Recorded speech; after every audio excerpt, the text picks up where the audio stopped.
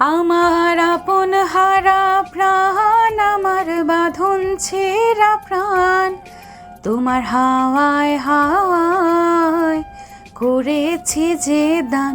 ফাগুন হাওয়ায় হাওয়ায় করেছি যে দান, তোমার অশোকে কিংশোকে অলক্ষ রং লাগলো আমার অকারণের সুখে। তোমার ছাওয়ের দোলা মরমরিয়া ওঠে আমার দুঃখ রাতের গান। তোমার হাওয়ায় হাওয়ায় করেছি যে দান, ফাগুন হাওয়ায় হাওয়ায় করেছি যে দান। কোথায় ফ্রি থাকি, আমার প্রতিদিন কত পেশেন্ট হয় জানেন? হ্যাঁ জানি, এখন আপনি আসতে পারেন। সানায়া গেল না, সে বসেই থাকলো। আপনি যে ওই দিন বললেন আপনার পছন্দ করা একটা মেয়ে আছে, তাকে কি আমি দেখতে পারি? ইজান সাথে সাথেই বলল, পারেন না, আপনি দেখে কি করবেন? আমার সময় হলে আমি সবাইকেই দেখাবো। আমাকে তো পার্সোনালভাবে দেখাতেই পারেন। আচ্ছা, আমি তো মেয়েটার থেকে নিশ্চয়ই সুন্দরী, আমাকে বিয়ে করলেই তো হয়। সানায়া বেসামাল হয়ে মুখ ফসকে কথাটা বলে ফেলেছে। ইজান অনেক রেগে গিয়েছে। ধমক দিয়ে সানায়াকে বলল, আপনি সিনিয়র ডক্টর দেখে ছাড় পেয়ে গিয়েছেন। এখানে আমার আর আপনার পরিচয় হচ্ছে আপনি আর আমি দুজনেই ডক্টর, আর আপনি মোটেও সুন্দর নয়। নেক্সট টাইম যদি এসব বলেন পুরো হসপিটাল করে দিব। হসপিটালের সিআই থেকে দারোয়ান পর্যন্ত সবাই জানবে বলে দিলাম। আর আপনার যদি মিনিমাম লজ্জাটুকু থাকে তাহলে আপনি আমার কেবিন থেকে বের হয়ে যান। সানায়া রাগে ফোঁসফাস করতে করতে চলে গেল। ইজান ইদানিং তাকে একটু বেশি অপমান করছে। এই প্রতিশোধ সানায়া ইজানের প্রতিই তুলবে। ইজান মাথা চেপে বসে রইল। সানায়ার মতো এমন মেয়ে আজ প্রথম দেখে। মান সম্মান নেই বোধহয়। কেউ যদি এসব জানে বলবে না সে ডক্টর? বিরক্তিকর মেয়ে একটা। দুপুর 12:40। ক্রলিং বেলটা বেজে উঠল। পদ্ম দরজা খুলল। রুবিনা খাতুন আর পুষ্প দাঁড়িয়ে আছে। পদ্ম তার মাকে জড়িয়ে ধরে কান্না করে দিল। বিয়ের পর তার মাকে প্রথম দেখেছে। একটু বেশি ইমোশনাল হয়ে গেল পদ্ম। রুবিনা খাতুন মেয়েকে শান্ত করার জন্য বলল, কি রে, আর কি ঢুকতে দিবি না নাকি? পদ্মর লজ্জা পেল। তড়িঘড়ি করে করে বাসায় নিয়ে আসলো রুবিনা খাতুন আর পুষ্পকে। পুষ্প তার বোনকে পেয়ে খুব খুশি। রুবিনা খাতুনের নাকি খারাপ লাগছে, তাই পদ্ম ওনাকে রুমে দিয়ে আসলেন। আর পুষ্পের সাথে পদ্ম অনেকক্ষণ ধরে ঘ্যান ঘ্যান করছে ফ্রেশ হওয়ার জন্য, কিন্তু সে যাচ্ছে না। এক প্রকার জোর করে পুষ্পকে ওয়াশরুমে ঢোকালো পদ্ম। পদ্ম খাবার বাড়ছে তাদের জন্য। সবাই একসাথে খাওয়া দাওয়া করল। গাড়ি করে আসার কারণে রুবিনা খাতুনের কেমন মাথা ঘুরাচ্ছে, তিনি রেস্ট করছেন। পদ্ম পুষ্পকে তার আর ইজানের রুমে নিয়ে গেল। আপু, এটা কি তোমার আর দুলাভাইয়ের রুম? পদ্ম হেসে বলল। পুষ্প বেশ আগ্রহ নিয়ে বলল, গ্রামের সব চাচি আর তোমার বান্ধবীগুলো জিগায় তোমার বর কি করে, তুমি এখন কোথায় থাকো। আমি জানো কিছু বলতে পারি না, কারণ আমি তো জানিই না। হ্যাঁ, তুই গ্রামে গিয়ে বলবি তোর বোনের বর একজন ডাক্তার, আর আমি এখন শহরে আছি, বুঝেছিস? দুলাভাই ডাক্তার? অবাক হয়ে গেল পুষ্প। আচ্ছা আপু, দুলাভাই তোমাকে ভালোবাসে? ভালোবাসে না তোর দুলাভাই, তুই একটু বসে থাক, আমি আসছি। পদ্ম ড্রায়ার থেকে চকলেট নিয়ে আসলো পুষ্পের জন্য। কাল যেগুলো ইজান এনেছিল ওইগুলোই। কয়েকটা পদ্ম খেয়েছে আর বাকিগুলো পুষ্পের জন্য রেখে দিয়েছিল। পুষ্প খুব খুশি হয়ে গেল চকলেট দেখে। পদ্ম পুষ্পের হাতে দিল চকলেটগুলো। এগুলো কে দিয়েছে তোমাকে? তোর দুলাভাই দিয়েছিল। তুমি না বললে দুলাভাই তোমাকে ভালোবাসে না, তাহলে চকলেট দিয়েছে যে? পদ্ম হেসে বলল, চকলেট দিলেই কি সে ভালোবাসবে? এমন কোনো কথা আছে? তাড়াতাড়ি খাতো, আমার ঘুম পাচ্ছে, তুই খেয়ে আমার পাশে ঘুমিয়ে পড়িস। পুষ্প চকলেট খেয়ে পদ্মের পাশে শুয়ে পড়ল। পদ্মকে ঝাপটে ধরে শুয়েছে। আগেও এমন করত মেয়েটা। পদ্ম আর পুষ্প ঘুমিয়ে গেল। সন্ধ্যা 7টা। আমি এখনো আমার বউকে এভাবে ধরে ঘুমাতে পারলাম না, আর আমার শালিকা কি সুন্দর আমার বউকে ধরে ঘুমিয়ে আছে। ইজান হসপিটাল থেকে চলে এসেছে। তার সব পেশেন্ট দেখা শেষ, তাই তাড়াতাড়ি চলে এসেছে। বাসায় এসে ক্রলিং বেল চাপ দেওয়ার পর তার শাশুড়ি এসে দরজা খুলেছে। ইঝান রুবিনা খাতুনের সঙ্গে কথা বলে রুমে আসে। পদ্ম আর পুষ্প একে অপরকে জড়িয়ে ধরে শুয়ে আছে। ইঝান কোমরে হাত দিয়ে দেখছে দু বোনকে। ইঝান মনে মনে বলছে, আমি এখনও আমার বউকে এভাবে ধরে ঘুমাতে পারলাম না, আর আমার শালিকা কি সুন্দর আমার বউকে ধরে ঘুমিয়ে আছে। ইঝান তাদের দেখে ফ্রেশ হতে চলে গেল। ইঝান সোফায় বস। তাকে দেখে রুবিনা খাতুন জিজ্ঞেস করল, বাবা পদ্ম ওঠেনি এখনো? ইঝান রুবিনা খাতুনের দিকে তাকিয়ে বলল। রুবিনা খাতুন পদ্মকে উঠাতে চলে গেল। ইঝান বাসায় এসেছে, তাও মেয়ের ঘুম ভাঙেনি। এত ঘুম কিসের তার? রুবিনা খাতুন অনেকবার পদ্মকে ডাকলেন, মেয়েটা এখনও উঠছে না। রুবিনা খাতুন পদ্মকে ধমক দিল। পদ্ম লাফ দিয়ে ঘুম থেকে উঠে গিয়েছে। পদ্ম ভয় পেয়ে গেল। কি হয়েছে? এত তাড়াতাড়ি করার কি আছে? রুবিনা খাতুন রেগে বললেন, ইঝান বাসায় এসে পড়েছে আর তুই ঘুমিয়েই যাচ্ছিস? পদ্ম মাথা চাপড়াতে চাপড়াতে ওয়াশরুম থেকে মুখ ধুয়ে ইঝানের কাছে গেল। ইঝান টিভি ছেড়ে রেখে দিয়ে ফোন চাপছিল। পদ্ম ইঝানের পাশে দাঁড়িয়ে বলল, আপনি এত তাড়াতাড়ি এসেছেন যে? ইঝান পদ্মের কি একবার তাকিয়ে আবার ফোনের দিকে তাকালো। না মা, সব কাজ শেষ, তাই চলে এসেছি। ও, পুষ্প ঘুম থেকে উঠে শুনেছে তার দুলাভাই এসেছে। সে তো মহা খুশি। ইঝান যে সোফায় বসেছিল, পুষ্প ওই সোফায় বসেছে। ইঝান পুষ্পের দিকে তাকালো। পুষ্প ইঝানকে দেখে একটা হাসি দিল। ঠিক সে কাজটা ইঝানও করল। ইঝান পুষ্পকে জিজ্ঞেস করল, কেমন আছো? পুষ্পের হাসি যাচ্ছে না মুখ থেকে, সে হাসিই চলছে। ভালো আছি, আপনি কেমন আছেন? ইঝানের হাসি অলরেডি অফ হয়ে গিয়েছে। তবে পুষ্পের এমন হাসি দেখে কিছুটা অবাক হলো। ও এত হাসছে কেন? ভালো। তুমি এত হাসছো কেন? আপনি খুব সুন্দর দুলাভাই। পুষ্পের এমন কথা শুনে কিছুটা বিভ্রান্ত বোধ করল। সে জিজ্ঞেস করল, হাসছ কেন? আর ও বলছে ইঝান খুব সুন্দর। তাই? একটু সুন্দর না বেশি সুন্দর? পদ্ম হাত দিয়ে দেখালো। আপনি বেশিই একদম বোঝে না সে বোঝে না নাটক আছে না, ওই নাটকের নায়কের মতো দেখতে। তবে নায়কের আপনার মতো দাড়ি ছিল না। যাই হোক, কিছুটা একই লাগছে। ইঝান ভ্যাবাচাক্কা খেল। এই বাচ্চা মেয়ে এসব কি বলছে? ইঝান ছোট্ট করে উত্তর দিল, ও আচ্ছা আপু, দুলাভাই আপনি কেন আমার আপুকে ভালোবাসেন না কেন? ইঝান চোখ বড় বড় করে পুষ্পের দিকে তাকালো। কে বলেছে এসব কথা? মা কি বলেছে? আপু বলেছে দুলাভাই। ইঝান কেন জানি কথাটা বিশ্বাস করল না, কারণ পদ্ম এসব কথা বলবে না সে জানে। ইঝানের থেকে কোনো উত্তর না পেয়ে পুষ্প আবারও বলল, দুলাভাই তাহলে কি আপনি আমাকে ভালোবাসবেন? ইঝান হকচকিয়ে গেল। তুমি কি চাও আমি তোমাকে ভালোবাসি? পুষ্প হাসি দিয়ে বলল, হ্যাঁ। ইঝান পদ্মকে ডাক দিল। সাথে সাথে পদ্ম এসে উপস্থিত। পদ্মকে দেখে ইঝান বলল, ও কি তোমার বোন? পদ্ম ভ্রু কুঁচকে বলল, জি, কেন? ইঝান মাথায় হাত দিল। তার বউ কখনো তাকে এসব বলেনি, আর তার শালি এসব বলছে। হাস্যকর ব্যাপার। তুমি তোমার বোনের মতো হলে না কেন? আমার আর এত কষ্ট করা লাগতো না। পদ্ম না বুঝে ইঝানকে প্রশ্ন করল। বুঝিনি আমি। এত বোঝা লাগবে না। পদ্ম সেখান থেকে চলে আসলো।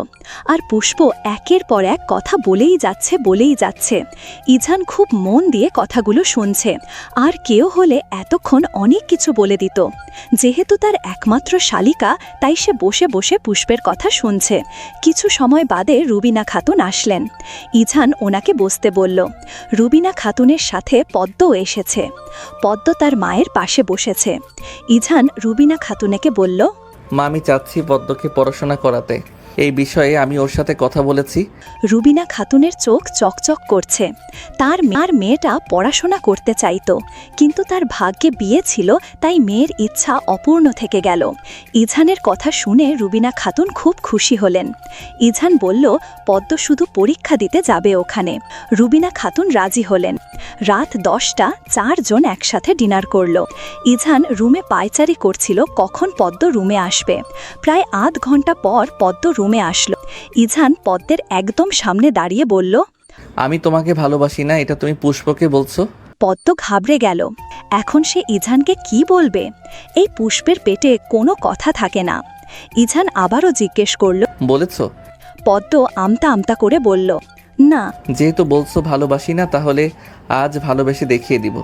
তুমি তৈরি থাকো। পদ্মের রাতে গা কাঁপিয়ে জ্বর আসলো। ইজান মেডিসিন দিয়েছে, তাও জ্বর কমছে না। এই গরমেও পদ্ম কাঁপছে। জ্বরে পদ্মের চোখ দিয়ে পানি পড়ছে। ইজান টিস্যু দিয়ে কতক্ষণ পরপর পদ্মের চোখের পানি মুছে দিচ্ছে। ইজান আর সামলাতে না পেরে রুবিনা খাতুনকে ডাক দিল। তিনি এসে তার মেয়ের পাশে বসলেন। অনেকক্ষণ জলপট্টি দিলেন এনি, কিন্তু মনে মনে একটা ভয় কাজ করছে পদ্মকে নিয়ে। জলপট্টি দেওয়ার পর পদ্মের জ্বর অনেকটা কমেছে। রুবিনা খাতুন পদ্মের কাছে থাকতে চেয়েছিল, কিন্তু ইজান ওনাকে বলেছে এখন সে সব সামলাতে পারবে।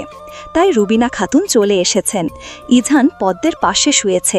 আজ কোনো দূরত্ব নেই তাদের মাঝে, তবুও একজন আরেকজনকে স্পর্শ করছে না। পদ্ম জ্বরের ঘোরে কিছু বলছে। ইজান খুব মনোযোগ দিয়ে পদ্মের কথা শুনে বুঝেছে পদ্ম পানি খাবে। ইজান পদ্মকে পানি খাওয়ালো। কিছুক্ষণ পর আবার জ্বর আসলো পদ্মের। মেয়েটা কাঁপছে। ইজান আর অনুমতি নিল না, পদ্মকে জড়িয়ে ধরে শুয়ে আছে। সকাল 7টা। পদ্মের মনে হচ্ছে তার গায়ের উপর কেউ পাথর ফেলে দিয়েছে। কি অসহ্য লাগছে। শরীরে এক ফোঁটা শক্তি নেই যে হাতটা সরাবে। চোখ খুলে পদ্ম তার ডান পাশে তাকিয়ে দেখে ইজান ওকে এভাবে ধরে শুয়ে। পদ্ম হাত নাড়াচাড়া করতেই ইজান উঠে গেল। তড়িঘড়ি করে পদ্মকে জিজ্ঞেস করল, কিছু লাগবে পদ্ম? আপনি কি ঠিক আছেন? তারপর পদ্মের মাথায় হাত দিয়ে চেক করল জ্বর আছে কিনা। জ্বর তখন ছিল না। পদ্ম ইজানের দিকে তাকিয়ে বলল, কিছু লাগবে না। আসলে আপনি যেভাবে হাত দিয়ে শুয়েছিলেন, আমি নিঃশ্বাস নিতে পারছিলাম না। কথাটা শুনে ইজানের মুখটা ছোট হয়ে গেল।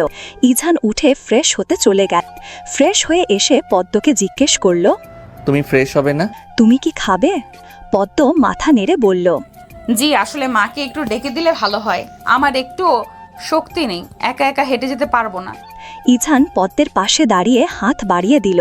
পদ্ম কিছু বুঝল না, অবুঝের মতো শুধু তাকিয়ে রইল। ইজান পদ্মকে তার হাত ইশারা করে বলল, উঠে আসো, আমি ওয়াশরুমে দিয়ে আসবো। পদ্ম আস্তে আস্তে করে উঠছে। ইজান পদ্মকে ধরে ধরে নিয়ে ওয়াশরুমে দিয়ে আসলো। যতক্ষণ পদ্ম ওয়াশরুমে ছিল ততক্ষণ ইজান সেই দরজার বাহিরে দাঁড়িয়েছিল। পদ্মকে বেডে আধশোয়া করে রেখে বাহিরে আসলো। পুষ্প সোফায় বসে আছে। গ্রামে থাকলে এতক্ষণ তার 3 বার খাওয়া হয়ে যেত, আর এখানে এখনো একবারও সে খেতে পারছে না। বিরক্তিকর ব্যাপার। ইজানকে রুম থেকে বের হতে দেখল। পুষ্প ইজানের সামনে দাঁড়ালো। ইজান ভয়ে আছে, আজ জানি আবার কি বলবে। আপনাদের বাড়িতে আসলে কি মানুষকে খেতে দেন না? ইজান বুঝেছে পুষ্প কি বলছে। পুষ্পের কথা শুনে লজ্জায় পড়ে গেল। পদ্ম অসুস্থ, তাই আজ নাস্তার কথা ভুলেই গিয়েছে সে। এখন যাচ্ছে নাস্তা আনার জন্য। ইজান বিব্রতবোধ হাসি দিয়ে বলল, এই তো যাচ্ছি তোমার খাবার আনতে। ইজান বেরিয়ে পড়ল। এই পুষ্প মেয়েটা ভালোই লজ্জা দিতে পারে। ইজান রুবিনা খাতুন আর পুষ্পের সাথে নাস্তা করে পদ্মের জন্য রুমে নিয়ে আসলো। তারপর নিজ হাতে খাইয়ে দিল পদ্মকে। আজ আর হসপিটালে যাবে না ইজান। ইজান হসপিটালে যাচ্ছে না দেখে পদ্ম ইজানকে বলল, আপনি কি আজ হসপিটালে যাবেন না? আপনি হাসপাতালে যাচ্ছেন না কেন? ইজান চুপচাপ পদ্মকে মেডিসিন খাইয়ে দিয়ে বলল, আমার বাসায় এক স্পেশাল রোগী আছে, যার কারণে আজ আর হসপিটালে যাব না। পদ্ম হাসল ইজানের কথা শুনে। পদ্মের এই সময় হাসি দেখে ইজান বলল, হাসছেন কেন ম্যাডাম? ম্যাডাম, আপনি কি ভালো আছেন? ইজানের এমন ম্যাডাম বলার কারণ পদ্ম জানে না। সে ইজানকে বলল, আপনি আমাকে ম্যাডাম বলেন কেন? ভালোবেসে বলি। পদ্ম অবাক হলো ইজান তাকে ভালোবাসে শুনে। আপনি কি আমাকে ভালোবাসেন? আপনি আমাকে ভালোবাসেন? ইজান তার চশমা পড়তে পড়তে বলল, অবশ্যই বউকে ভালোবাসবো না তো কাকে ভালোবাসবো? তুমি কি চাও আমি অন্য কাউকে ভালোবাসি? আপনি কি আমাকে ভালোবাসেন? পদ্ম সাথে সাথে উত্তর দিল। না না, আমি সেটা চাই না। ইজান পদ্মের কাছে ঘেঁষে বসল। পদ্মের কাঁধ জড়িয়ে ধরে বলল, কেন চাও না? মজা করবেন না, আমি এখন অসুস্থ কিন্তু। হ্যাঁ, তুমি অসুস্থ দেখেই তো কত ইচ্ছা বিসর্জন দিচ্ছি। পদ্ম ইজানের দিকে তাকালো। চোখগুলো গোল্লা গোল্লা হয়ে গেল তার। কি ইচ্ছে বিসর্জন দিচ্ছেন আপনি? কত কিছুই। শুনো, কিছুক্ষণ পর ডক্টর আসবে। আমার বেস্ট ফ্রেন্ডই বলতে পারো। তার সাথে স্বাভাবিক থেকো। কেন? ইজান বিরক্ত হলো। এটাও প্রশ্ন করা লাগে? তুমি যে অসুস্থ সেটা জানো। মাঝে মাঝে তোমার এইসব বিরক্তিকর কথা শুনলে রাগ হয়। পদ্ম চুপসে গেল, আর কথা বলল না সে। ইঝানও কিছু বলছে না, দুজনেই নীরবতা পালন করছে। ইঝান সেইভাবেই পদ্মের সাথে ঘেঁষে বসে থাকল, কিন্তু কেউ কথা বলছে না। অনেক সময় পর ক্রলিং বেল বাজল। ইঝান তাড়াতাড়ি গিয়ে দরজা খুলল। ইঝান হাসি দিল ব্যক্তিটিকে দেখে। ব্যক্তিটি হচ্ছে ইফফাত মেধা। মেধা হাসি দিয়ে বলল, কেমন আছিস সুদর্শন পুরুষ? ইঝানও হাসি দিয়ে বলল, ভালো আছি যুবতী নারী। ইঝান আর মেধা এক অপরকে খুব ভালো করে চিনে। বিয়ের দাওয়াত দেসনি, আর বউ যেই অসুস্থ হয়ে পড়ল তখনই আমাকে দরকার পড়েছে। কোন পরিস্থিতিতে বিয়েটা হয়েছে তোকে তো বললাম। কোনো এক্সকিউজ শুনতে চাই না। ট্রিটটা দিয়ে দিস দয়া করে করে। এখন চল তোর বউকে দেখে আসি, তার কি সমস্যা। কেমন আছো? ভালো আছে। ভালো আছি, আপনি কেমন আছেন? আমাকে চিনো? জি, উনি একটু আগে আপনার কথা বলেছিলেন। ওহ, বলে দিয়েছে। নাম কি তোমার? পদ্ম। আচ্ছা ইজহান, তুই রুম থেকে যা। কেন? আমি এখানে থাকলে কি সমস্যা? কেন রুম থেকে যেতে বলছি তুই পরে বুঝবি। মেধা পদ্মের প্রেশার মাপতে মাপতে বলল, তোমার এখন কেমন লাগছে? পদ্ম আস্তে করে উত্তর দিল, একটু জ্বর জ্বর লাগছে। কিন্তু জ্বর তো একটু না শরীরে। আচ্ছা তোমার পিরিয়ড ক্লিয়ার তো? পদ্ম লজ্জা পেয়ে মাথা নিচু করে ফেলল। ইঝান সামনে দাঁড়িয়ে আছে, সে এখন কিভাবে উত্তর দিবে? ইঝানের কাছে নর্মাল বিষয় এগুলো, কিন্তু ইঝান বুঝছে পদ্ম লজ্জা পাচ্ছে, তাই সে রুম থেকে চলে আসল। মেধা আবারও বলল, পিরিয়ড ক্লিয়ার? পদ্ম মাথা নাড়ল, মুখে কিছু বলল না। মেধা পদ্মকে বলছে, ইদানিং বিবাহিত মেয়েদের সমস্যা বেশি হয়েছে, এগুলো পরে মারাত্মক আকার ধারণ করে। যাই হোক, বয়স কত তোমার? পদ্ম ঠোঁট ভিজিয়ে বলল, 15। মেধা জানে পদ্মের বয়স। ইঝান সব খুলে বলেছে মেধাকে। মেধা পদ্মকে জিজ্ঞেস করল, তুমি কেন এই ইজহানের মতো তেড়াকে বিয়ে করেছ? ও তো ঠিকই বুড়ো হয়ে যাবে, তখন তুমি কিশোরী বয়স পার করবে। পদ্ম মাথা নিচু করে বলল, আমার ভাগ্যে যা লেখা আছে তাই হবে। মেধা একটা ইনজেকশন বের করল, পদ্মের থেকে রক্ত নিবে। পদ্ম চোখ বড় বড় করে তাকিয়ে আছে, এটা দিয়ে কি করবে বোঝার চেষ্টা করছে। পদ্মের ভয় লাগা শুরু করেছে এখন। পদ্ম আমতা আমতা করে বললে, এটা দিয়ে কি করবেন? মেধা হেসে বলল, কিছু করব না, একটু জাস্ট ব্লাড নিব। পদ্ম ছিটকে দূরে সরে গেল। মেধা অবাক হয়ে গেল। পদ্ম এটার সুই তার শরীরে ফোটাতে দিবে না, এসবে তার ভীষণ ভয় করে। মেধা হেসে বলল, আরে এখানে আসো, কিছু করব না আমি বসো এখানে। পদ্ম ভয়ে ভয়ে বলছে, আপনি তো একটু আগে বললেন রক্ত নিবেন। এটুকু সুইকে ভয় পাচ্ছ? যখন কিছুদিন পর বাচ্চার মা হবা তখন তো আরও কষ্ট হবে। পর তোমার সামনেই তোমাকে বিভিন্ন রকমের ইনজেকশন দেওয়া হবে, না বলার উপায় থাকবে না তখন। এখানে আসো তুমি। পদ্ম তাও আসলো না, ভয়ে মুখ চেপে ধরে আছে, মনে হচ্ছে এখনই অজ্ঞান হয়ে পড়ে যাবে। মেধা পদ্মের সাথে পেরে উঠছে না, তাই ইঝানকে ডাক দিল।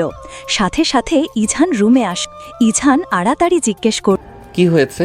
মেধা ক্লান্ত চোখে ইঝানের দিকে তাকিয়ে বলল, আমি তোর বউয়ের সাথে পারছি না, আর আমার ব্লাড লাগবে একটু। তুই তো তোর বউকে হসপিটালে নিতে দিবি না, তাই ব্লাড নিয়ে টেস্ট করিয়ে দেখব কি সমস্যা, জ্বরে কোথাও সমস্যা হয়েছে বা আছে কিনা। ইঝান বুঝল কথাটা, পদ্মকে পিছন দিক দিয়ে গিয়ে জড়িয়ে ধরল, তারপর মেধার সামনে নিয়ে আসলো। ভয়ে পদ্ম ইঝানের বক্ষে মুখটা লুকিয়ে রাখল। ইঝান এক হাত দিয়ে পদ্মের মাথা চেপে ধরে আছে। মেয়েটা এত ছটপট করছে। ব্লাড নেওয়ার সাথে সাথে পদ্মের শরীর একেবারে ছেড়ে দিল। নিচে পড়ে যাওয়ার আগে ইঝান ধরে নিল। মূলত পদ্মের শরীর এমনিতেও দুর্বল। আরও একটা ইনজেকশন ব্লাড নিয়েছে, যার কারণে পদ্ম সেন্সলেস হয়ে গিয়েছে। ইঝান পদ্মকে বেডে শুইয়ে দিল। মেধা ইঝানের কাঁধে হাত দিয়ে বলল, শুন ইজহান, মেয়েটা এখনো অনেক ছোট, এত বেশি বুঝ জ্ঞানও হয়নি। কিছু করার আগে ভেবে চিনতে কাজ করিস। ওর সাথে আগে ভালোমতো মিশতে শেখ, তারপর অন্য কিছু ভাবিস। তুই একজন ডক্টর, আশা করি আমার কথাগুলোর মানে খুব ভালো করে বুঝতে পেরেছিস। ইঝান মাথা নাড়িয়ে বলল, হ্যাঁ বুঝেছি। আচ্ছা, আর কোনো প্রবলেম আছে ওর? কি জানি, যতটুকু বুঝেছি শরীর খুব দুর্বল, স্যারাইন নেওয়া লাগবে। তুই একটা কাজ করিস, ওকে আমি যে হসপিটালে বসি ওইটাতে নিয়ে যাস, আমি কিছু টেস্ট। সেটা তো আমিও দিতে পারি, কিন্তু সমস্যা হচ্ছে আমার হসপিটালের লোকেরা জানে না বিয়ে করেছি, যার জন্য পদ্মকে ওখানে নিতে পারছি না, তাই তোকে বাসায় আনা আর কি। যাই হোক, ধন্যবাদ মেধা। মেধা হাসল। এখন তার যাওয়ার সময় হয়ে। ইছান রুবিনা খাতুনকে বলল পদ্মের কাছে যাওয়ার জন্য, আর সে মেধাকে হসপিটালে দিয়ে আসতে গিয়েছে। ইছান বাসায় আসার পর দেখল পদ্মের জ্ঞান ফিরেছে। ইছান পদ্মকে দুপুরের খাবার খাইয়ে দিল, মেডিসিন দিয়েছে পদ্মকে। পদ্ম খেয়ে শুয়ে আছে। ইছানও তার পাশে শুয়ে পড়ল। পদ্ম ইছানের দিকে তাকিয়ে আছে।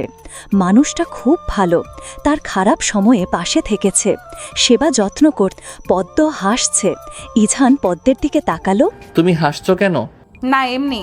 আচ্ছা কাল তো বলেছিলেন ভালোবাসা দেখাবেন, আর তো দেখাননি। তাই তুমি আমার ভালোবাসা দেখতে চাও? কেন চাইবো না? আমার ভালোবাসা দেখার জন্য তোমাকে আগে সুস্থ হতে হবে। ভালোবাসা দেখতে হলে সুস্থ হওয়া লাগে বুঝি? হ্যাঁ, তুমি তো এখনো অনেক ছোট। জি না, আমি এখন বড় হয়েছি। ইছান কথা বলল না। মেয়ে মানুষের কথায় বেশি একটা উত্তর দেয় না সে। তার মনে হয় তারা শুধু জিলাপির প্যাচ লাগিয়ে কথা বলে। ইছান পদ্মের মাথায় হাত বুলাচ্ছে। এই জিনিসটা সব সময় পদ্মের ভালো লাগে। পদ্ম উঠে বসল। তার আর ভালো লাগছে না শুয়ে থাকতে। ইছানও পদ্মের সাথে বসল। কি হয়েছে তোমার? উঠে বসেছো কেন? পদ্ম মুখ ওদিক রেখে বলল, সারাদিন শুয়েছিলাম, ভালো লাগছে। ইছান পদ্মের কানে হালকা করে তার ওষ্ঠ ছুঁয়ে দিল। হঠাৎ এরকম হওয়াতে পদ্ম বেশ লজ্জা পেল। মনে হচ্ছে লজ্জায় সে মরেই যাবে এমন অবস্থা। ইছান পদ্মের লজ্জা দেখে পদ্মের মাথাটা তার বক্ষে চেপে ধরল। ইছান পদ্মের উদ্দেশ্যে বলল, যখন তোমার খুব কষ্ট হবে, যন্ত্রণা হবে বা তুমি লজ্জা পাবে, তখন তুমি আমার এই জায়গায় এসে মুখ লুকিয়ে ফেলো। এই জায়গাটা একান্তই তোমার পদ্মফুল। ইছান পদ্মকে নিয়ে মেধার কাছে এসেছে। মেধা যে হসপিটালে চাকরি করে ওইখানে। তাদের আর সিরিয়াল দেওয়া লাগেনি। মেধার কেবিনে ইছান আর পদ্ম বসে আছে। মেধা পদ্মকে কিছু টেস্ট দিল। পদ্ম তো ভয়ে ভয়ে শেষ। টেস্টগুলো যখন করছিল তখন ইছান সাথেই ছিল। নরমালি এসব টেস্ট প্রত্যেককে দেওয়া হয়, কিন্তু কোনো সমস্যা নেই। পদ্মের রিপোর্ট দেখার পর বুঝেছে, কিন্তু শরীর দুর্বল, তাই স্যালাইন দেওয়া লাগবে। ইছানকে মেধা বলল, তুই কি স্যালাইন এখানে দিবি নাকি তোর বাসায়? আচ্ছা তাহলে তো ভালোই। ইছান এই কথাটাকে পাত্তা দিল না বেশি। সেটা পরে দেখা যাবে। মেধা রেগে গেল। দিব বড্ড বেশি বাড়াবাড়ি করিস কিন্তু তুই। তোর বউকে কি কেউ নিয়ে যাবে? আরে দিয়ে আসবো তোর বাসায়, এখন চুপ কর। ইছান পদ্মকে নিয়ে বেরিয়ে গেল হসপিটাল থেকে। পদ্মের খুব বেশি খারাপ লাগছে। গাড়িতে উঠতেই পদ্ম সিটে মাথা হেলিয়ে দিল। পদ্মের সবসময় অসুখ হয় না, আবার হলে ছাড়ে না এমন অবস্থান। ইছান পদ্মের হাত ধরে জিজ্ঞেস করল, তোমার বেশি খারাপ লাগছে? পদ্ম মাথা নাড়ল। মনে হচ্ছে কথা বলার শক্তি নেই। বাসায় এসে কোনো মতে ফ্রেশ হয়ে শুয়েছে। পদ্মের মা রুবিনা খাতুন পদ্মের জন্য খাবার নিয়ে এসেছে। তিনি নিজ হাতে পদ্মকে খাইয়ে দিয়েছে। ইছান স্যালাইন নিয়ে আসলো। পদ্মের সাথে অনেক জোর জবরদস্তি করে লাগালো। পদ্মের কথা হচ্ছে সে এসব দিবে না, তার ভয় লাগে। সারা রাত স্যালাইন দেওয়ার পর পদ্ম মোটামুটি এখন আগের থেকে অনেক ভালো। প্রায় 9 দিন পর পদ্ম এখন পুরোপুরি সুস্থ। পদ্মের মা আর বোন চলে গিয়েছে। পুষ্প যাওয়ার আগেও ইছানকে লজ্জা দিয়ে গেল। তার ইচ্ছে ছিল তার দুলাভাই তাকে ঘোরাবে। প্রথমবার ঢাকা শহরে এসেছে, কিন্তু তিনি তো ঘোরালেন না। মনে মনে যে কত বকেছে ইছানকে পুষ্প। এখন পদ্ম বাসায় একা একা থাকতে পারে। মূলত তার তোমাকে কে বলে এত তাড়াতাড়ি উঠতে? কেন নাস্তা বানানো লাগবে না? যদি নাস্তা না বানাই তাহলে কি খেয়ে হসপিটালে যাবেন? তাই বলে তো এত তাড়াতাড়ি উঠারও কোনো দরকার নেই, তাই না? কথা বলছো না কেন? তাড়াতাড়ি উঠেছি তো কি হয়েছে? না, এটা হবে না। যতক্ষণ আমি ঘুমিয়ে থাকবো ততক্ষণ তুমিও ঘুমাবে। পরের বার আমি যেন ঘুম থেকে উঠলে তোমায় পাই। আচ্ছা ঠিক আছে। কেমন আছেন? ভালো। আপনি কি এখনো আমার সাথে কথা বলতে আনইজি ফিল করছেন? কেন কেন? না, আপনার আনইজি ফিল করা দরকার মনে হয়, কারণ আপনি একটা অপরিচিত পুরুষ মানুষের সাথে কথা বলতে এসেছেন। কারণ আপনি একটা অপরিচিত পুরুষ মানুষের সাথে কথা বলতে এসেছেন। আমরা তো অনেক আগে থেকেই পরিচিত, তাই না? পরিচিত হয়েও অপরিচিত একটা কথা আছে না, ঠিক সেরকমই। গেট টুগেদার নিয়ে কি প্ল্যান আপনার? কিসের চমক? চমক আসছে সবার জন্য, সেটা পরেই দেখতে পাবেন। তাহলে আমি উঠি? তখন যে কল দিলাম ধরনি কেন? আমি গোসল করতে গিয়েছিলাম। এত দেরি কেন? বাসায় তো একা থাকো, তাও দেরি করে গোসল করতে যাও। তোমার এসব কাজ বিরক্ত লাগে আর করব না দেরি করে গোসল। ভীষণ। আচ্ছা বাদ দাও, খেয়েছো? না খাইনি এখনো। আপনি খেয়েছেন? জি ম্যাডাম, খেয়েছি। আচ্ছা আজ শাড়ি পরে রেডি হয়ে থেকো, কেন? তোমাকে নিয়ে ঘুরতে বের হব। আপনি তো আসেন রাত 10টায়, তখন কি কেউ ঘুরতে বের হয়? আমি সন্ধ্যায় আসব। খুব সুন্দর লাগছে মিসেস শেখ, হাসলে তো আরও ভালো লাগে দেখতে। এখানে কি দাঁড়িয়ে থাকবেন নাকি? না না, সেসব চিন্তা নেই, আজ চলো আমার সাথে। আমি তো আছি, সমস্যা নেই। এখানে থামালেন কেন? এখান থেকেই ডিনার করে যাব বাসায়। আমি যে রান্না করেছি এগুলোর কি হবে? পরে খাওয়া যাবে, এখন নামও, বেশি দেরি হলে রেস্টুরেন্ট বন্ধ হয়ে যাবে। শাড়ি চেঞ্জ করো না। আজ যে তোমাকে ঘুরিয়ে আনলাম, কিছু তো বললে না। মানে মানে কি বলবো আমি? একটা ধন্যবাদও তো দিলে না। ধন্যবাদ ডাক্তার সাহেব। হঠাৎ কি? ডাক্তার সাহেব বললে যে। ভালোবেসে বলেছি। ভালোবাসো কবে থেকে? বিয়ের আগে থেকে। বিয়ের আগে দেখেছো আমাকে? হ্যাঁ দেখেছি। ঠিক আছে, তুমি তো বললে আমাকে ভালোবেসে ডাক্তার সাহেব বলেছো। আমার তো ভালোবেসে তোমাকে কিছু দেওয়া উচিত, তাই না? বিষয়টা একদম স্বাভাবিকভাবে নিবে। পড়াশোনা করবা না আর? করব, উনি আমার মায়ের সাথে কথা বলেছে। হ্যাঁ, মেয়েদের পড়াশোনা করা উচিত। নিজের পায়ে দাঁড়ানো দরকার প্রতিটি নারীকে। তাদের পায়ের নিচের মাটিকে শক্ত করা দরকার। জি আপু। তোমাকে যে আমি আরও বলি ইজহানের সাথে স্বাভাবিক হও, তার কি খবর? সব তো ঠিকই আছে।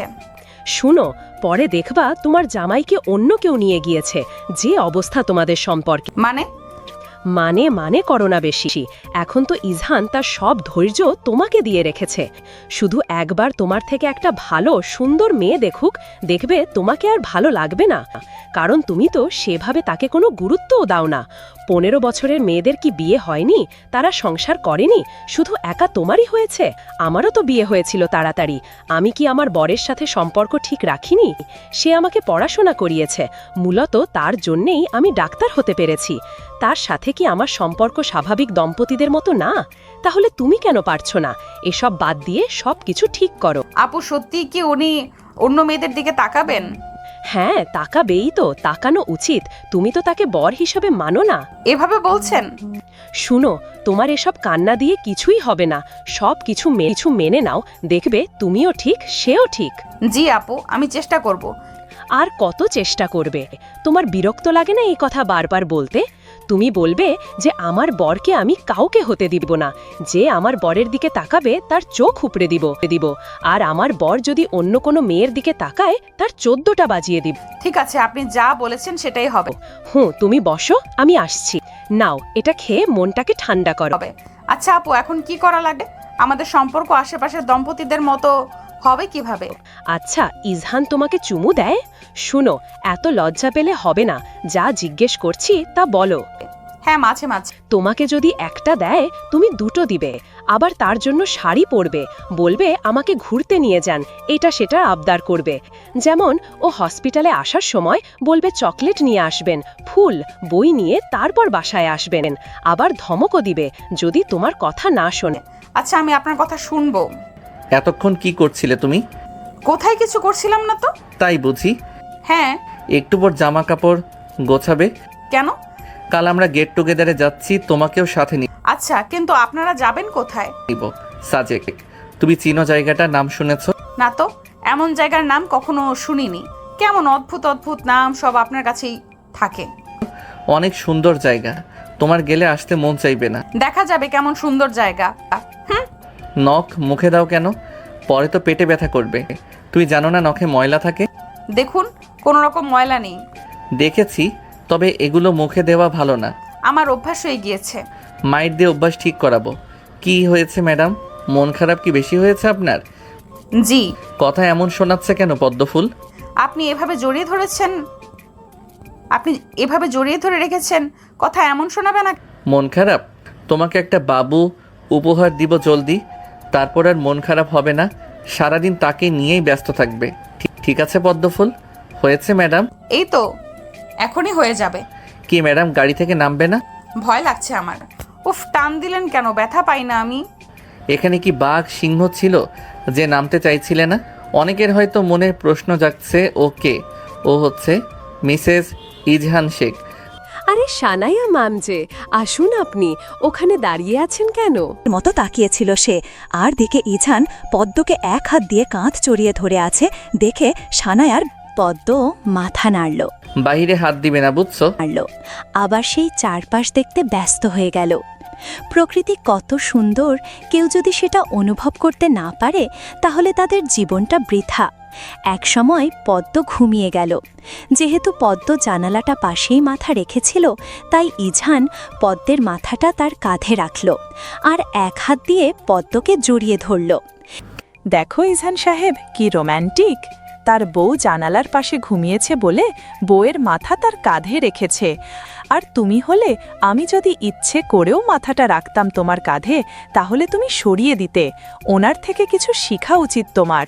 ইঝানের পাশের সিটে যে ডক্টর বসেছে, সে ডক্টরকে তার ওয়াইফ ইঝান আর পদ্মকে দেখিয়ে বলল। সে ডক্টর শুধু হজম করল কথাটা।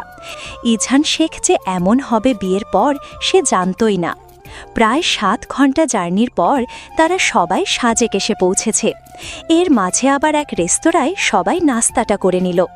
সব কাপলদের জন্য একটা রুম, আর যারা সিঙ্গল তাদের 3 জনের জন্য আরেকটা রুম। ইঝান এত দূর জার্নি করে টায়ার্ড। সে বেডে শুয়ে আছে আর মনিরা শেখের সাথে কথা বলছে। পদ্ম ব্যালকনিতে দাঁড়িয়ে আছে। তার এই পরিবেশটা খুব ভালো লাগছে। মুগ্ধ নয়নে চারপাশ দেখছে পদ্ম। জায়গাটা যে এত বেশি সুন্দর সে জানতই না। ইঝান পদ্মকে ডাক দিল, কারণ মনিরা শেখ পদ্মের সাথে কথা বলতে চায়। পদ্ম বসে বসে মনিরা শেখের সাথে কথা বলছে, আর ইঝান এই ফাঁকে ফ্রেশ হয়ে এসেছে। তারপর সবাই একসাথে যে হোটেলে উঠেছিল ওই হোটেলেই খেয়ে নিল। ইঝান আর পদ্ম রুমে এসেছে মাত্র খাবার খেয়ে। সবাই সন্ধ্যায় ঘুরতে বের হবে, কারণ সবাই টায়ার্ড প্লাস দেরিও হয়ে গিয়েছে লাঞ্চ করতে করতে। ইঝান রুমে এসেই শুয়ে পড়ল। পদ্ম ঘুমাবে না? না, ঘুম আসছে না। ইঝান পদ্মকে ধমক দিল, কারণ এখন ঘুমাতে হবে তাকে। কিন্তু পদ্ম রাজি হল না, তাই পদ্মকে ইশারা করল তার কাছে যাওয়ার জন্য। পদ্ম গেল না। ইঝানের মেজাজ গরম হয়ে গিয়েছে। সে উঠে পদ্মের কাছে গেল। এতক্ষণ ডেকেছি, গায়ে লাগেনি? মানুষ মনে হয় না আমাকে? বেশি অভদ্র হয়ে যাচ্ছ দিন দিন। তাও পদ্ম নড়ল এক পা। ইঝান আরও বেশি চটে গিয়েছে। পদ্মকে কোলে করে নিয়ে বেডে শুইয়ে দিল। পদ্ম আবারও উঠতে নিলে ইঝান পদ্মকে শক্ত করে জড়িয়ে ধরে শুয়ে পড়ল। ব্যাস, পদ্ম আর ছুটতে পারল না। বাধ্য হয়ে সেও ঘুমিয়ে গেল। সন্ধ্যা 6:50। ইঝানের ঘুম ভাঙল কলের আওয়াজে। ইঝান কলটা সাইলেন্ট করে দিল, কারণ তার পাশের মহারানী আরামসে ঘুমাচ্ছে। প্রথম ঘুমাবে না বলছিল, এখন সেই নিজেই বেঘরে ঘুমাচ্ছে। এই পদ্মকে ঘুমালে কি আদরে বাচ্চা লাগে। আবার ইঝানের টি শার্ট আঁকড়ে ধরে শুয়েছে। এটা দেখে ইঝানের খুব শান্তি লাগলো। টুপ করে পদ্মের একটা চুমু বসিয়ে দিল। তারপর পাশ থেকে চশমাটা পরে ফ্রেশ হলো। পদ্মকেও উঠালো। পদ্ম উঠে তাড়াতাড়ি ফ্রেশ হয়ে এসে আয়নার সামনে রেডি হতে বসল। তার সেই জাতীয় সাজ দিল। নিজেকে নিজেই আয়নায় দেখে লজ্জা পেল। ইঝান এতক্ষণ ধরে পদ্মের কাহিনী দেখছিল, তবে লাস্টের সিনটা দেখে না হেসে পারল না। নিজে নিজে সেজে এখন আবার নিজে নিজেই হাসছে। আয়নায় ইঝানকে দেখা যাচ্ছে। পদ্ম ভ্রু কুঁচকে তাকিয়ে আছে ইঝানের দিকে। এই লোক এমন করে হাসছে কেন? হাসছেন কেন আপনি? ইঝান উঠে তার টি শার্টটা টেনে নিল। তারপর পদ্মের পিছনের দাঁড়িয়ে বলল, এই যে সেজে আবার লজ্জা পাচ্ছ তাই হাসি আসছে। পদ্মের মনটা খারাপ হয়ে গেল। আমাকে কি ভালো লাগছে না? ইঝান পদ্মের সামনে দাঁড়ালো। পদ্মের কোমর খুব হালকাভাবে জড়িয়ে ধরে বলল, পদ্মফুল সাজলেও সুন্দর, আবার না সাজলেও সুন্দর, আবার না সাজলেও সুন্দর। তবে আজ অনেক সুন্দর লাগছে তোমাকে। পদ্ম হাসল।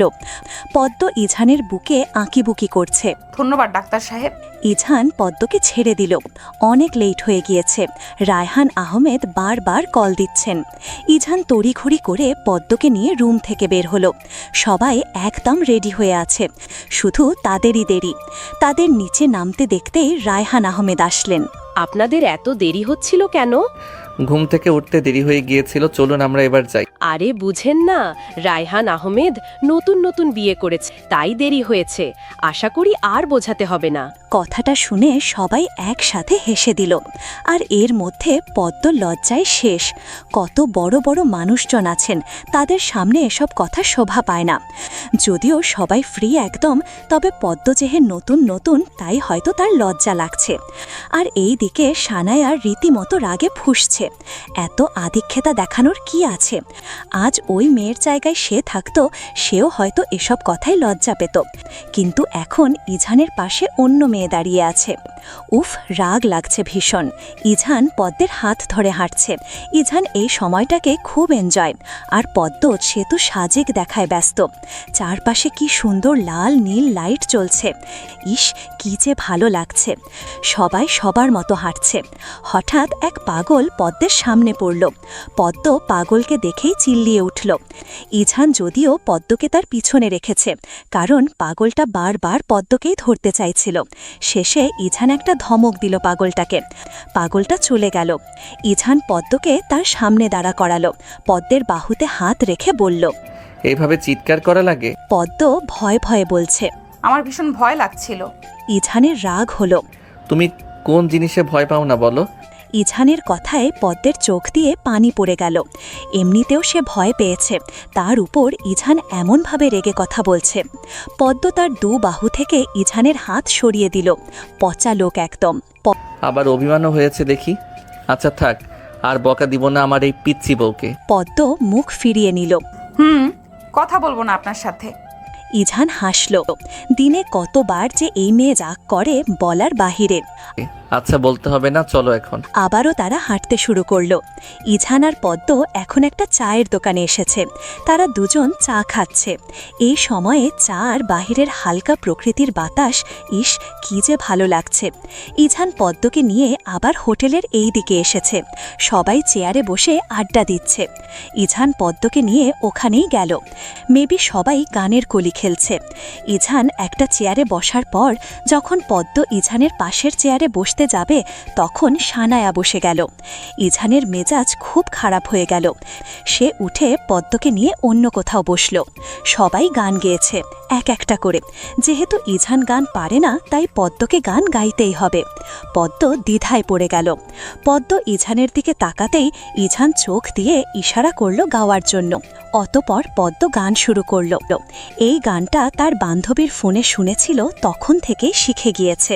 আমার আপন হারা প্রাণ, আমার বাঁধন ছেঁড়া প্রাণ, তোমার হাওয়ায় হাওয়ায় করেছি যে দান, ফাগুন হাওয়ায় হাওয়ায় করেছি যে দান, তোমার অশোকে কিংশোকে অলক্ষ রং লাগলো আমার অকারণের সুখে, তোমার ছাওয়ের দোলা মরমরিয়া ওঠে আমার দুঃখ রাতের গান, তোমার হাওয়ায় হাওয়ায় করেছি যে দান, ফাগুন হাওয়ায় হাওয়ায় করেছি যে দান। পদ্ম গান গাইছে। ইঝান অবাক হয়ে তাকিয়ে আছে পদ্মের দিকে।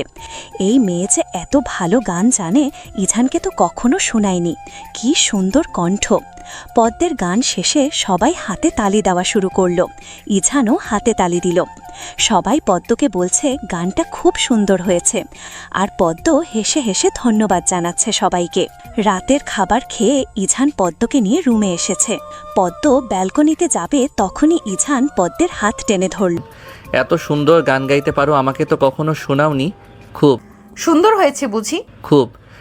আপনি তো কখনো শুনতে চাননি বা বলেনও নি। তাই বলে কি তুমি গাইবে না কখনো? আমি কি জানতাম আমার বউ গান গাইতে পারে? পদ্ম ইঝানের হাত ছেড়ে দিল। এখন এটা কার দোষ? তোমার দোষ। চলুন ব্যালকনিতে যাই। দিল। পদ্ম ইছানের হাত ধরে ব্যালকনিতে নিয়ে গেল। রাতের সাজে খুব সুন্দর। পদ্ম ইচ্ছে মতো পক পক করছে আর ইছান শুনছে। ব্যালকনিতে চেয়ার আর টেবিলের ব্যবস্থা আছে। ইছান চেয়ারে বসে আছে আর পদ্ম দাঁড়িয়ে পক পক করছে।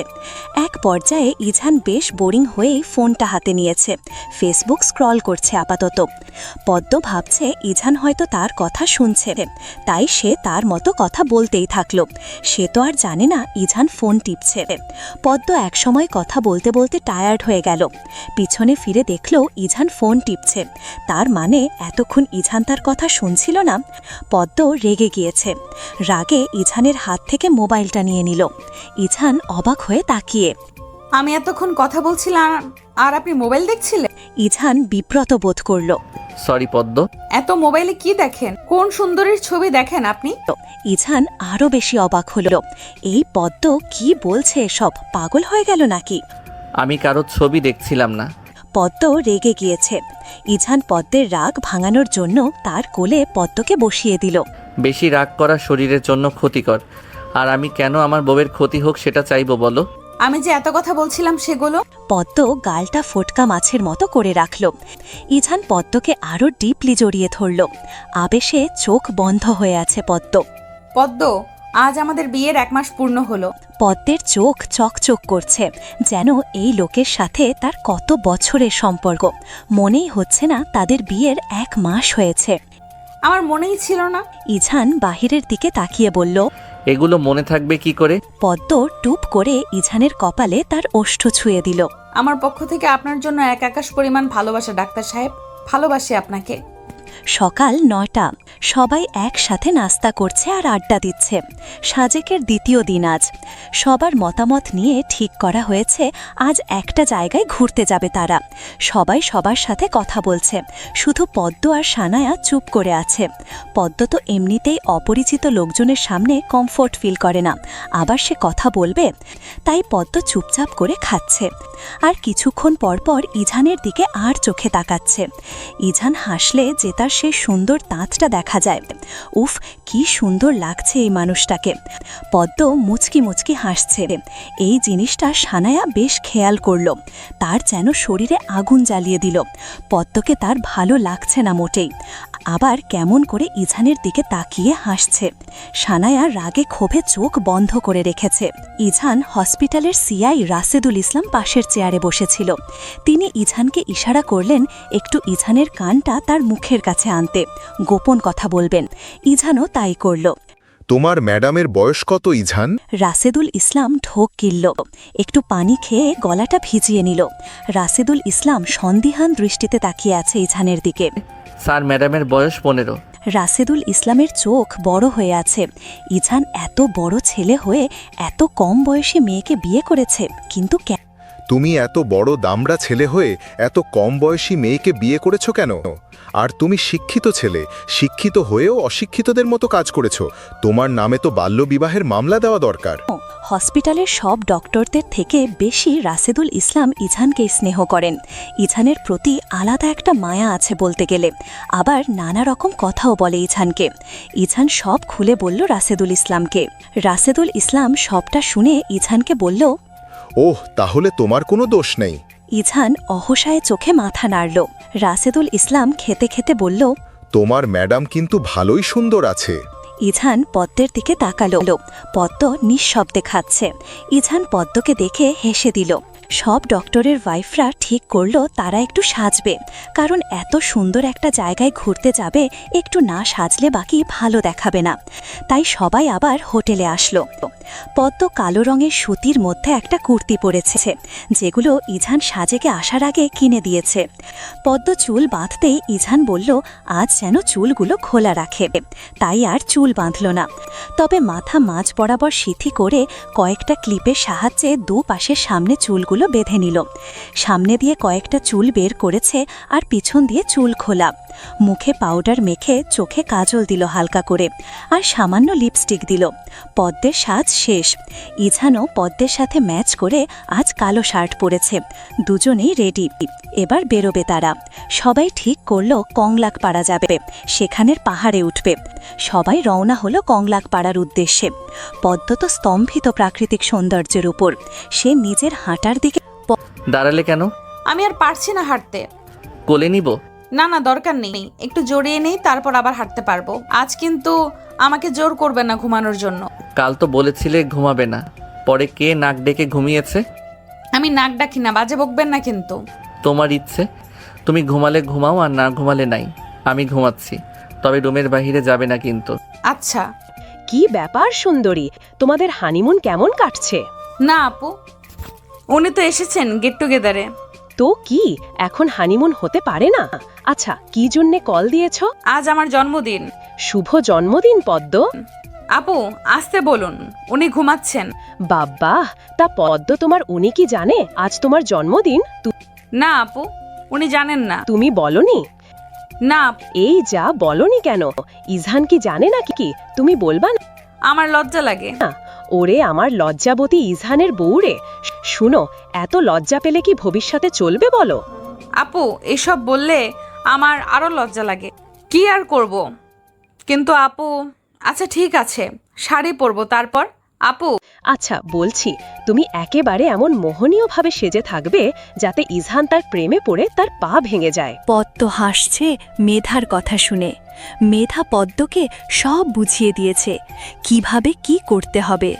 পদ্ম আসার সময় একটা সাদা জামদানি শাড়ি এনেছিল, যেটা বিয়ের সময় দিয়েছে তাকে। সাদার সাথে লাল জামদানি শাড়িও দিয়েছিল, কিন্তু পদ্ম এই সাদাটাই আনল, কারণ সাদা রংটা সব সময় তার ভালো লাগে। সে ভেবে রেখেছে সন্ধ্যার পর সাজবে। সন্ধ্যা 7টা। ইজাহানের ঘুম ভাঙল পদ্মের ডাকে। চশমাটা পরে পদ্মের দিকে তাকালো। পদ্ম ওর ফোনটা হাতে নিয়ে দাঁড়িয়ে আছে। পদ্মের হাত থেকে ফোনটা নিল। আপনার কল এসেছিল, আমি ধরিনি। রায়হান আহমেদ কল দিয়েছেন। এই লোক মনে হয় ইজাহানকে শান্তি দিবে না। ইজাহান কল ব্যাক করল। সাথে সাথে রায়হান আহমেদ কল রিসিভ করল। কি মিয়া, আপনি তো দেখছি বিয়ে করে একেবারে বদলে গেলেন। রুম থেকে বের হতে চান না, আড্ডা দিতে চান না, কি হয়েছে বলুন তো? ইজাহান বিরক্ত হল, কারণ একে তো কল দিয়েছে, তারপর আবার এসব কথা বলছে। আরে ভাই, আমি ঘুমাচ্ছিলাম, আপনাদের মতো তো আর এত এনার্জি নেই আমার। আচ্ছা যাই হোক, শুনুন, আমরা সবাই চাচ্ছি আপনি চাইলে আসতে পারেন। আসছি আমি। বলেই ইজাহান কলটা কেটে দিল। ইজাহান ফ্রেশ হয়ে এসে পদ্মকে বলল তার সাথে যাওয়ার জন্য, কিন্তু পদ্ম রাজি হল না। ইজাহান যাওয়ার সময়ও পদ্মকে বলল সে একা থাকতে পারবে কিনা। পদ্ম বলল সে পারবে।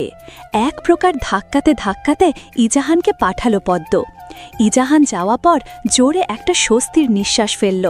ইজাহানকে আসতে দেখেই রায়হান আহমেদ বলে উঠলেন, ইজহান এখন নতুন নতুন বিয়ে করেছে, সে কি আর আমাদের কাছে থাকতে চাইবে? ইজাহান বুঝেছে এই রায়হান আহমেদ নিশ্চয় কথাটা খোঁচা দিয়ে বলেছেন। মাথাটা ঠান্ডা করে বসল চেয়ারে। সবাই ইজাহানকে দেখে মুচকি মুচকি হাসছে। ইজাহান বিরক্তি সুরে বলল, শুনুন, কেউ বাজে কথা বলবেন না, আমি ঘুমাচ্ছিলাম আর ম্যাডাম সজাগ ছিল। আশা করছি আপনারা আর আমাকে এসব নিয়ে কিছু বলবেন না। সবাই হেসে উঠল ইজাহানের কথা শুনে। সানায়া চুপ করে শুধু তাকিয়ে আছে ইজাহানের দিকে।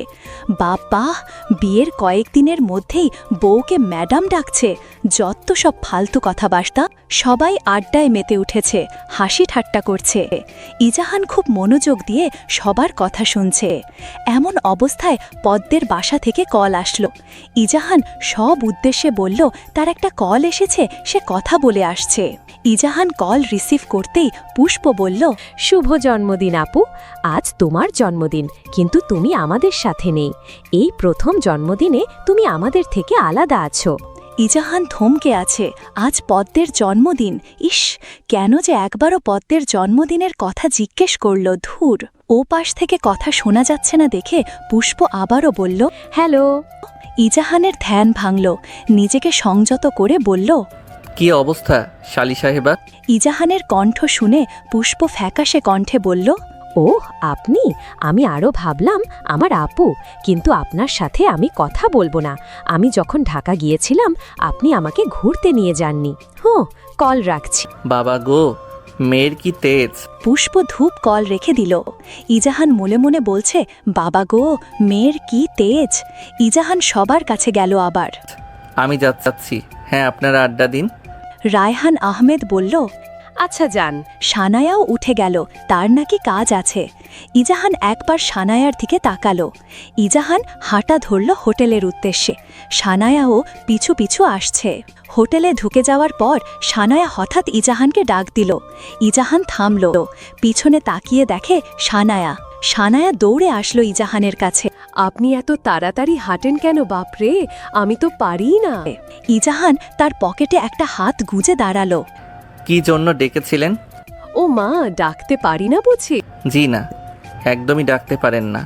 আপনি তো জানেন আমি বিবাহিত পুরুষ এখন, সো এইভাবে এক ডাকা ভালো নয়।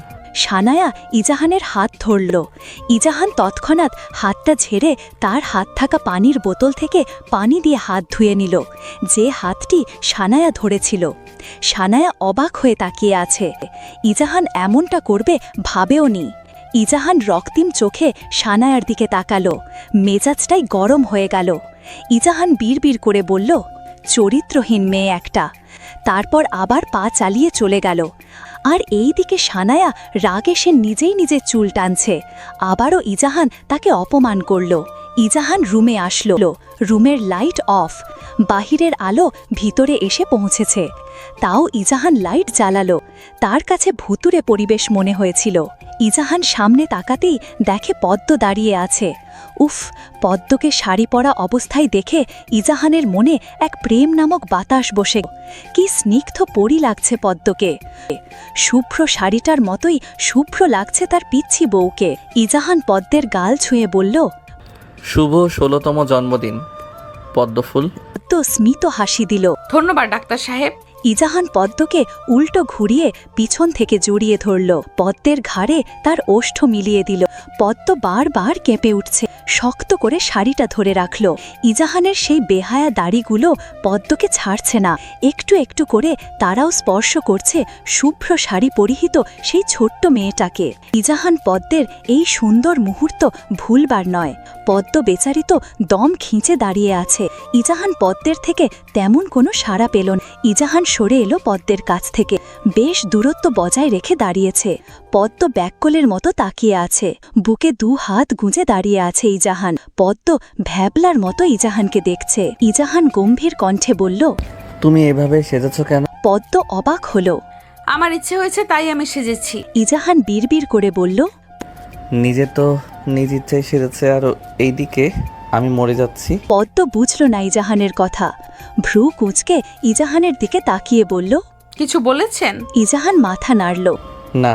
পদ্ম শাড়িয়ে আঁচল মোচড়াতে মোচড়াতে বলল, আমাকে কেমন লাগছে বলেননি তো? ইজাহান আবারও গম্ভীর কণ্ঠে বলল, ভালো লাগছে। কথাটা পদ্মের হজম হলো না। শুধু কি ভালো লাগছে? ইজাহান চোখ বন্ধ করে আবার খুলল। তুমি কি চাও আমি কিছু করি? পদ্ম কিছু বলতে যাবে তার আগে ইজাহানের ফোনে কল আস। পদ্মের দিকে তাকিয়েই কলটা রিসিভ করল। মেধা কল দিয়েছে। কল রিসিভ করতেই মেধা বলল, কি রে, তোর পেয়ারি বউয়ের তো আজ জন্মদিন। ইজাহান বিরক্ত কণ্ঠে বলল, কি জন্যে কল করেছিস বল? মেধার মন ক্ষুণ্ণ হলো। কি হয়েছে বলো তো? কিছু হয়নি, আমি ফোনটা এখন রাখছি, পরে কথা বলবো। আমি সময় করে ফোন দিব। গুরুত্বপূর্ণ সময় ব্যাঘাত ঘটিয়ে দিয়েছিস। ইজাহান ফোনটা কেটে দিল। তারপর আবার পদ্মকে জিজ্ঞেস করল, হ্যাঁ বলো, কি বলতে নিয়েছিল? পদ্ম মাথা নাড়ল দুদিকে। ইজাহান পদ্মের সামনে এসে দাঁড়ালো। পদ্ম সাথে সাথে মাথা নিচু করে ফেলেছে। ইজাহান পদ্মের মাথা উঠিয়ে বলল, বলতে বলেছি। না, আমাকে একটু হাঁটতে নিয়ে যাবেন বাহিরে? ইজাহান ভ্রু কুঁচকে তাকায় পদ্মের দিকে। কেন হাঁটতে যাবে? পদ্ম অন্যদিকে ঘুরে বলল, আপনি তো আমাকে আমার জন্মদিনের উপহার দিবেন না জানি, তাই হাঁটতে চেয়েছি। ইজাহান তার ওয়ালেট প্যান্টের পকেটে ঢোকালো, তারপর পদ্মের পাশাপাশি দাঁড়িয়ে ওর হাত ধরে নিয়ে যাচ্ছে বাহিরে। রুম চাবি দিয়ে লক করতে করতে ইজাহান বলল, তোমাকে সব গিফট একসাথে দিব। পদ্ম চোখ তুলে তাকায় ইজাহানের দিকে। পদ্ম আর ইজাহান হাঁটতে থাকে, দুজন মিলে হাজার কথা বলছে, আর সময় হলে শুধু পদ্ম কথা বলতো। আজ ইজাহানও বলছে। পদ্ম মুচকি মুচকি হাসছে, কারণ ইজাহানের উন্নতি দেখে। ইজাহান পদ্মের কাঁধ জড়িয়ে হাঁটতে লাগলো। জিনিসটা ইজাহানের ভালো লাগে। পদ্ম শাড়ি পরে হাঁটছে, তাই ইজাহান সেইভাবেই পদ্মের সাথে তাল মিলালো। ইজাহান আর পদ্মের এসব কাহিনী সানায়া খুব খেয়াল করেছে। রাগে ক্ষোভে তার যেন বিষের মতো লাগছে। একটু আগেই তো ইজাহান তাকে অপমান করেছে, আর এখন ঠিকই বউয়ের সাথে পিরিত দেখাচ্ছে। যত সব ঢং মনে হচ্ছে তার কাছে। মনটা চাচ্ছে দুজন গিয়ে অনেক কথা শোনাতে। সানায়া এর প্রতিশোধ কালই তুলবে। রাগে ফোঁসফাঁস করতে করতে রুমে চলে আসলো। হঠাৎ ইজাহান পদ্মের সাথে রায়হান আহমেদের দেখা হয়ে গেল। তিনি ইজাহানকে দেখে বললেন, কি ইজহান, তোমরা এখানে কি করছো? ইজাহানের যেন কারেন্টের শক লাগলো। ম্যাডামের ইচ্ছে হয়েছে তাই বাইরে হাঁটছি একটু। রায়হান আহমেদ একটু মজা নেওয়ার জন্য বললেন, ওহো, বুঝেছি। এখন যদি আমরা একটু ডাকতাম, ইজহান আসো আড্ডা দিই, তখন তো আসতে না। ইজাহান মনে মনে বিড়বিড় করল, তোমরা আর বউ কি এক হলো নাকি? আশ্চর্য। তবে মুখে প্রকাশ করল। ওই যে তখন বলেছিলেন, এসেছিলাম তো। রায়হান আহমেদ ইজাহানের কাঁধে হাত চেপে বলল, ওহ, বাড়ি যাবেন, কাজ সারবেন? আচ্ছা, তোমরা থাকো, আমি আসছি। তুমি গেলেই বাঁচি। সবসময় পিছনে পড়ে থাকে, 2 মিনিটও শান্তি দেয় না। আর হসপিটালে থাকলে তো কথাই নেই। ইজাহান হাসল আর মনে মনে বলল, তুমি গেলেই বাঁচি। সব সময় পিছনে পড়ে থাকে, 2 মিনিটও শান্তি দেয় না, আর হসপিটালে থাকলে তো কথাই নেই। ইজাহান বিরক্তিকর নিঃশ্বাস ফেলল। পদ্ম ইজাহানের সোজাসুজি দাঁড়িয়ে বলল, উনি এমন বললেন কেন? এমনই করেন সব সময়। মেবি আমি বিয়ে করেছি, সহ্য হচ্ছে না তার। ইজাহান আর পদ্ম আবারও হাঁটা শুরু করল। এক জায়গায় মনে হয় 100 বার হাঁটা শেষ তাদের। এক গণ্ডি বারবার হাঁটছে। শেষে ইজাহান বিরক্ত হয়ে গিয়েছিল, তাই পদ্মকে নিয়ে রুমে চলে এসেছে। পদ্ম চাচ্ছিল না আসার জন্য, জোর করে নিয়ে এসেছে। রুমে এসে এখন পদ্ম ঘাপটি মেরে বসে আছে। ইজাহান পদ্মকে দেখল। ইজাহান কিন্তু পদ্মের সামনেই দাঁড়িয়ে আছে, কিন্তু তাতে পদ্মের কোনো হেলদোল নেই। ইজাহান পদ্মের হাতটা টেনে দাঁড় করালো। তার কি হয়েছে তোমার? পদ্ম ইজাহানের হাত ছেড়ে দিল। কিছু হয়নি। এবার ইজাহান পদ্মের কোমর জড়িয়ে ধরল। পদ্মকে একটু কাছে টেনে বলল, কি হয়েছে পদ্ম? পদ্ম মুখটা ফিরিয়ে নিয়েছে। কিছু হয়নি। পদ্মকে ইজাহান আরেকটু কাছে টেনে বলল, ফুলের কি হয়েছে বলবে তো? পদ্ম আর সহ্য করতে না পেরে চোখ বন্ধ করে ফেলল। আমি কি সব সময় বাইরে যাওয়ার জন্য বায়না করি বলুন? আপনি চলে আসলেন কেন? আমার এখন ভালো লাগছে না। ইজাহানের গাল এবার পদ্মের গাল স্পর্শ করল। ঘড়িতে প্রায় 11:30 বাজতে চল। তুমি একটা মেয়ে মানুষ, যদিও আমি ছিলাম, তাই বলে তো আর রিস্ক নেওয়া যাবে না, তাই না? আর পাহাড়ি এলাকায় এত রাতে বাহিরে থাকা ঠিক নয় পদ্মফুল। পদ্ম নুয়ে গেল ইজাহানের কথায়। ইজাহানের থেকে নিজের গালটা সরিয়ে আনে। পদ্ম ইজাহানের সেই খোঁচা খোঁচা দাড়িতে হাত দিল। আপনার এই দাড়িগুলো খুব পচা, আমার গালে একদম ঢুকে যায়। ইজাহান হাসল মেয়েটার কথা শুনে।